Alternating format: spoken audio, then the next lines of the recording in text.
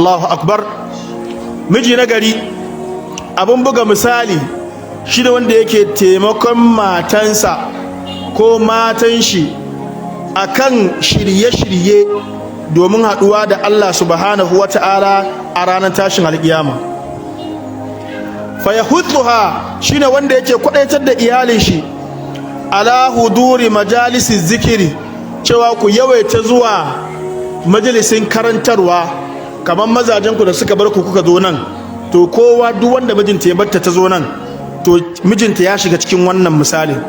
Ya ce ki je makaranta akwai walima, ko kuma kin tambaye shi zan ce ya ce ki je akwai walima, ki je ki jiyo saƙon Allah, mu gyara zamantakewanmu. To mijin da ya bar matar shi ta zo irin wannan wuraren, miji ne abin buga misali, domin ya taimaki matarsa don ta zamo wato shirye-shiryenta akan lahira ya zama shirye-shirye ne mai karfi.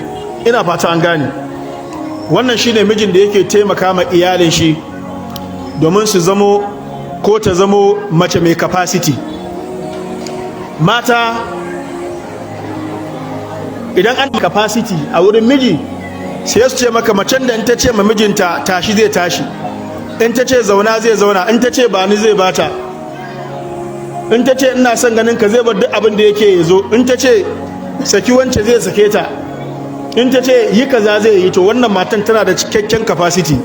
Amma a wurin 'yan duniya, mu kuma 'yan lahira a lissafin mu shine macen da take mai capacity shine macen da ta kokarinta da kwazanta wurin lahira ya zama yana da mu duniya da lahira ta same shi.